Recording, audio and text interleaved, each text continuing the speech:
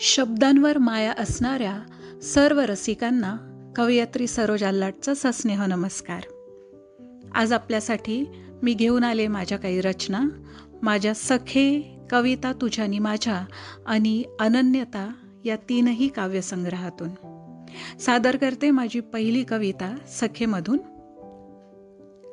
सखे, पाठीवर तानुलं पोर घेऊन धनीसोबत आयुष्याचा ऊन पाऊस झेलत शेतातल्या काळ्या मातीत तुझ्याही घामाचं पीक उगवतं.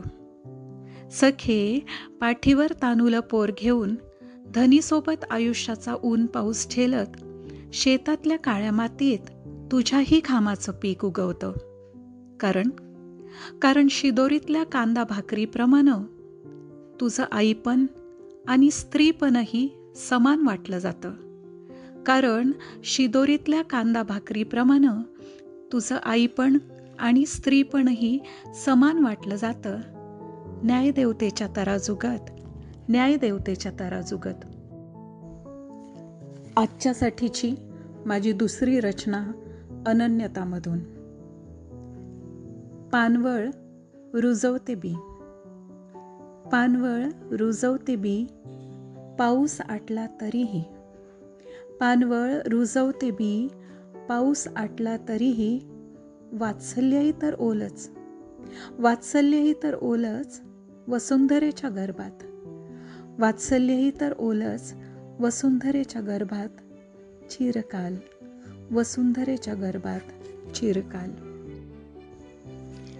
यानंतरच्या दोनही रचना कविता तुझ्यानी माझ्या या काव्यसंग्रहातून. यातील सर्व कविता शीर्षकविना आहेत. पालवीच्या हिरव्या तरुणाईने प्रीतगूस करावं, पालवीच्या हिरव्या तरुणाईने प्रीतगूस करावं अंगाशी झोंबणाऱ्या वाऱ्यासोबत. पालवीच्या हिरव्या तरुणाईने प्रीतगूस करावं अंगाशी झोंबणाऱ्या वाऱ्यासोबत. अन अव्यक्त भावस्पर्शांनी सळसळून जावं पालवीचं मनरान. अन अव्यक्त भावस्पर्शांनी सळसळून जावं पालवीचं मनरान.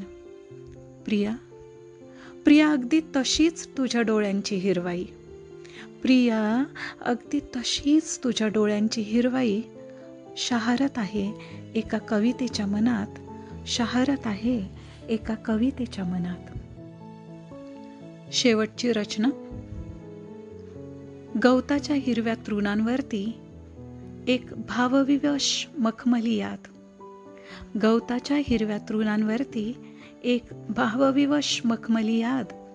यादगार म्हणून टिपून ठेवताना परमेशाला साक्षी ठेवलं. गवताच्या हिरव्या तृणांवरती एक भावविवश मखमली याद. यादगार म्हणून टिपून ठेवताना परमेशाला साक्षी ठेवलं. आणि डोंगरदरीची खडतर वाट पार करता यावी म्हणून माझा देहभार वाहणाऱ्या तुझ्या बाहूंनाच माझं अखंड सौभाग्य मानलं. डोंगरदरीची खडतर वाट पार करता यावी म्हणून माझा देहभार वाहणाऱ्या तुझ्या बाहूंनाच माझं अखंड सौभाग्य मानलं, माझं अखंड सौभाग्य मानलं.